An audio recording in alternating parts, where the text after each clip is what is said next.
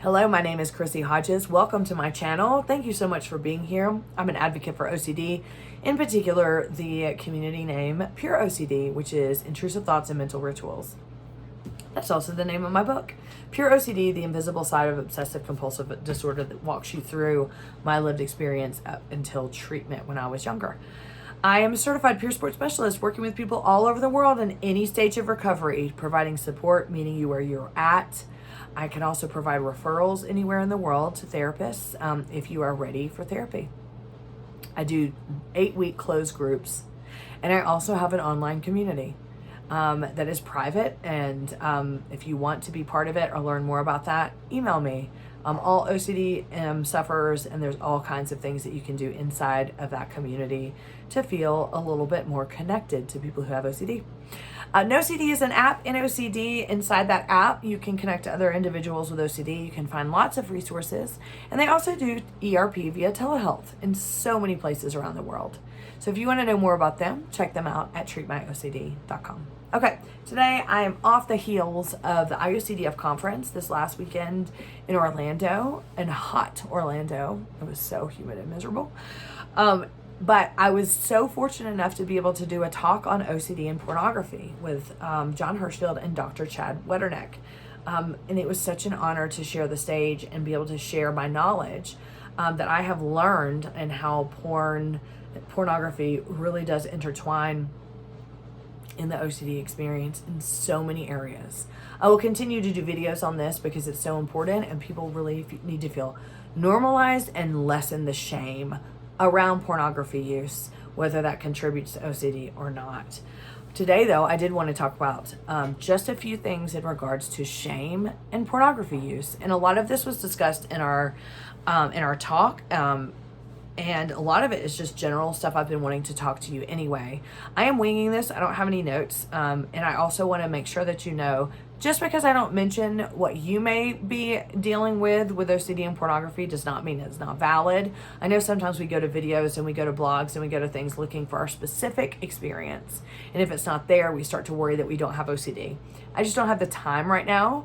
I mean, this would be a 6-hour video if I went through everything, and we're not going to do that. We're just going to probably do about 10 more minutes. But I just wanted to kind of run down some of the things that people experience when it comes to using pornography intertwined with OCD that can really, really, really cause shame. So let's just start it off. So the themes, the shame of the themes. Now, a lot of times people will use pornography to check and to test. And also, I just wanted to say, you might have heard this in other videos that I've done about pornography, but it's always good to just do a refresher and just emphasize that this is so common. If you have a theme and you were experiencing, usually if it's sexual, sometimes harm in nature, you might want to test or check, right? So test whether or not you are attracted to whatever your intrusive thoughts are. And sometimes you're looking for a particular emotion. So let's say if you're having intrusive thoughts about POCD, right? By the way, I'm not saying watch child porn, and I'm not saying watch anything, but what you might do is like, okay, well, I'm going to watch like henty porn. I think that's what it's called. Or I'm going to, watch porn that might have like younger looking actors in it. And I'm doing this because I'm trying to test or check myself if this is something I'm aroused versus someone that is a little bit older or, my age or whatever. And now all of a sudden you're looking and you're going, okay, I'm looking for a particular feeling. Okay, if the actor in the film looks younger, right? You might think to yourself, okay, do I feel disgust? Do I feel like I'm repulsed by this and I don't want to do that? Okay, good. That feeling makes me think that I'm not a pedophile, right? POCD. Or if you're looking at the henty and things like that, you might think to yourselves, oh, this makes me feel disgust, so that means that I don't feel this. Or, oh, I have anxiety. So if I have anxiety around that, oh my gosh, that makes me feel good. So that means, well, this is a form of testing and checking, right? So this is a compulsion. You don't think that it is. What you're doing is looking for proof. And you think to yourself, if I have this feeling, that means that I don't want it. And that means that I am not what my brain is telling me I am. a great example would be if you're having incest intrusive thoughts. I mean, there's incest porn all out there, right? And so you might go to an incest porn video and you might think to yourself, oh, this disgusts me, I would never have sex with my stepmom or whatever. And like, this gives me so much anxiety, so I know that this is real and I'm not going to act on it, right? So the problem with this is that testing and checking can sometimes lead to you feeling like you're acting on it. Not because you have acted on it, but just because you've acted on the idea of checking. So you were looking in the first place. And so that might make you think, oh my God, I looked. And what does that mean? And what if I secretly did want it? And what was that one feeling I got? And maybe I did, feel aroused, or, for men, maybe I did get an erection, or maybe I did feel this or that. Sexual orientation, absolutely the same thing. So if you identify as straight, you may go look at gay porn. If you identify as gay, you may go look at straight porn to try to see and gauge what your feelings are, because you're testing and checking, right? But so then the plethora of shame that can come after this is pretty huge. Shame and guilt.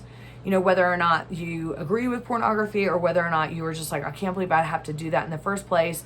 Or you might, have seen these images and then you can't get them out of your head, or you have physical sensations, which can make you feel all of these things. So this is a compulsion.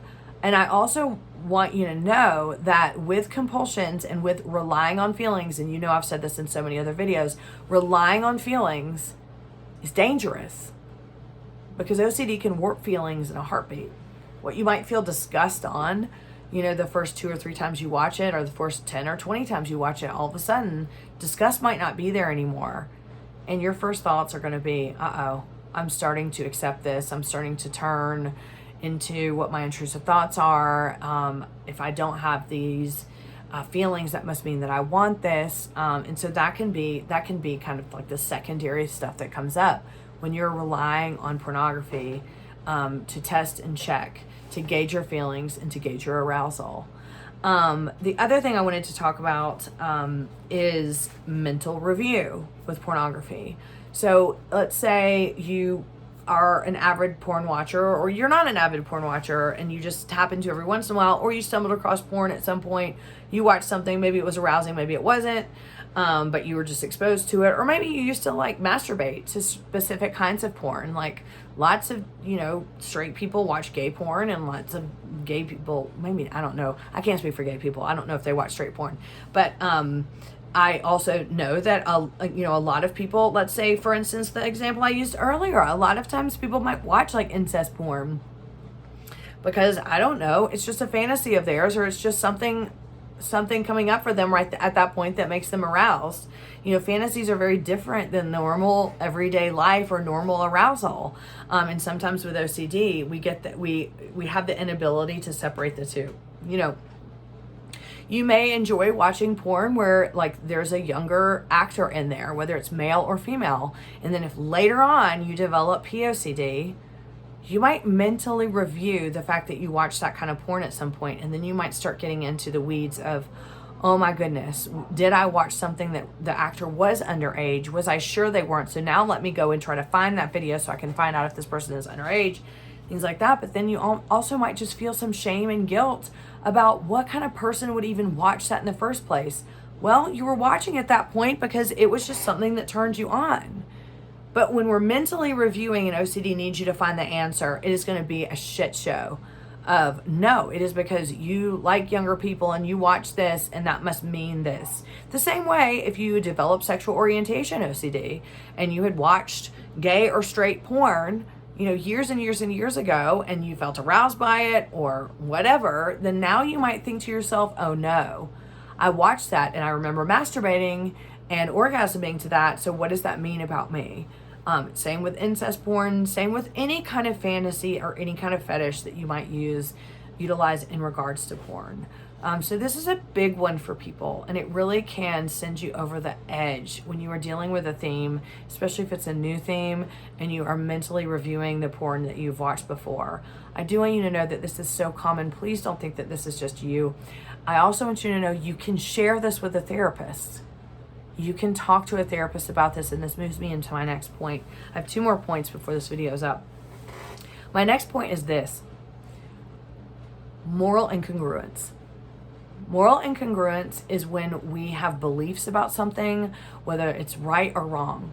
Porn, for instance. A lot of people in the world believe that porn is wrong, but let me tell you something. The billions of dollar industry that it is points to a lot of people may think it's wrong, but they still doing it. I mean, it's a 10 to $12 billion industry in the US alone. And the stats are staggering on people viewing and where they're viewing from and what backgrounds they have, what beliefs they have, and things like that, male and female, by the way. And so I do believe that overall, people tend to default to the pornography is wrong. Maybe that's what you're taught. Maybe that's what your religion is taught. My dog's right outside the window. Hey, Sophia. She just barked at me. Maybe you were taught that. Maybe you grew up believing that. But yet, you still engage in it. You still want to engage in it. Or you may even think like, I don't really think it's wrong, but I think I should think it's wrong.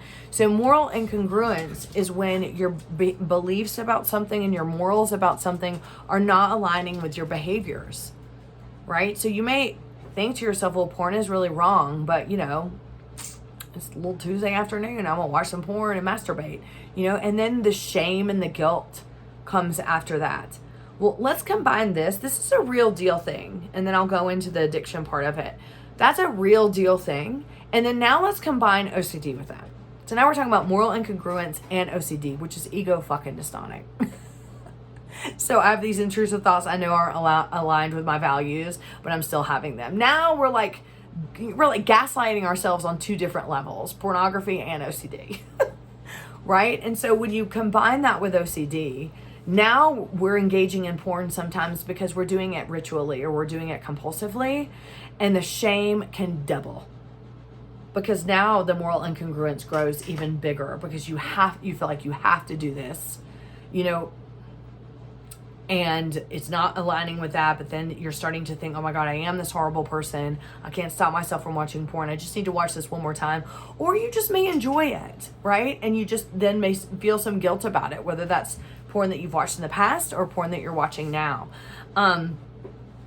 Lastly, because of moral incongruence, and there are a lot of studies on this, a lot of research coming out in the coming years. There still needs to be a lot more on it, but it is in individuals having moral incongruence making people believe that they're addicted to porn when they're really not. So let me explain this to you. So if you're having moral incongruence, this is, okay, I like watching porn even though I know it's morally wrong or bad or I shouldn't, which by the way, I don't think there's anything wrong with watching porn. And if you disagree with me, I don't give a fuck. So don't go in the comments and say, anytime you put anything in the comments, by the way, about your opinion about porn, I just erase it. We got enough shame up in this area without your opinion, and so don't post it. And I do not care what you think about my opinion about pornography. Full stop. You will be deleted and blocked, by the way. So I don't think there's anything wrong with pornography. I think it can be really healthy, and I think that it can certainly help for individuals who are having trouble with their sexuality and their sexual drive when it comes to sexual intrusive thoughts. And sometimes pornography can jumpstart that. Sometimes pornography can help you see that these are some of the ways that you can be sexual with people. I'm not saying that porn is the best way, but I'm just saying sometimes it can serve as a tool for that. But with moral incongruence, right? Sometimes if you're having these thoughts of this is wrong, but I do want to engage in it, and now I'm feeling guilt and shame, sometimes this can be conflated into I have an addiction to porn because I can't stop myself from engaging in it. That doesn't necessarily mean it's an addiction. That could just mean you're experiencing moral incongruence. I shouldn't be watching this. And so because I can't stop myself from doing it, it must be an addiction. But in fact, you're not meeting the criteria for addiction because it really just is that shame and guilt coming down on you. And you may be even experiencing the shame and guilt from your family or a partner or your religion, of if you do this, you're X, Y, and Z, or you have a porn addiction because you come home every day and you go to the bathroom and you watch porn and masturbate and orgasm. But does that meet addiction quality? Or does that meet addiction criteria. Boom. I think I forgot it. Probably not. But the shame around it and the fact that you want to do it, but it's going against your values and morals, is making you believe that it is. And then people can fall into I have an addiction to porn, and that can become an obsession for OCD. This can be very mixed up. So what I want to encourage you to do is that if you are experiencing this, talk to your therapist. I mean, if your therapist comes back and says, well, porn is wrong, fire their asses. Like, seriously, and I don't care if they're like a Christian therapist or a religious therapist, fire them. Because they're not going to be trauma informed. Because, like, clinicians do not need to talk about their opinions about anything. So, so talk to your clinician. Talk to them about porn use, and if you're obsessing about whether or not this is an addiction, if you're having obsessions around it, if your spouse or your partner, family, or religion is saying, like, you must be wrong, and this is adding to the shame and it's adding to your rituals for OCD, please disclose it. I know it's scary because sometimes even think, hello, I'm talking on the internet about porn and I had to just do a disclaimer about buttholes that come on here and that might say horrible things. But like, I know it's shameful, but let me tell you, the stats are in your favor. Like, it may be shameful, but so many people are doing it already. So, you know what I'm saying? Like, do not feel shame about it. And I know that a lot of times a lot of it is like the repercussions of watching it, and like, what if someone finds out, and what if someone saw that I went to the site, and what if like I get a virus on my computer and all this stuff, and all this shit can feed into OCD. But please don't be afraid to talk to a therapist. Again, you know, you could even preface to the therapist, like, I need you to be supportive of this. I don't need you to be judgmental, and I don't want to know any of your opinions. I don't know why you'd have to say that to a therapist, but God knows these days what a therapist would say or think that they have the audacity to say. But it's important, if you do think that you have an addiction to porn, which sometimes might be moral incongruence, that you get assessed for that, because a therapist may say, you do not meet addiction criteria. And that can help right there in the shame and the guilt, and like almost, you know, be able to relieve that from your plate of other burdens that are causing more shame. So I hope all this made sense. I just do want to end because I'm bumping up against about 18 minutes, but I know this is a tough topic, but I do want to normalize it for you. Lots of people watch porn. I watch porn. I mean, it is, you know, it is again, billions of dollars of industry, and the shame around it, though, can be real, and it can absolutely interfere with OCD. So I'll continue talking about this. It's so important, and I just want to make sure that you know that you're not alone. Interested in my services, go to ChrissyHodges.com to find out more. And if you're interested in the community, 8-week groups, email me at ocd.chrissy@gmail.com. I'll see you next time. Bye-bye.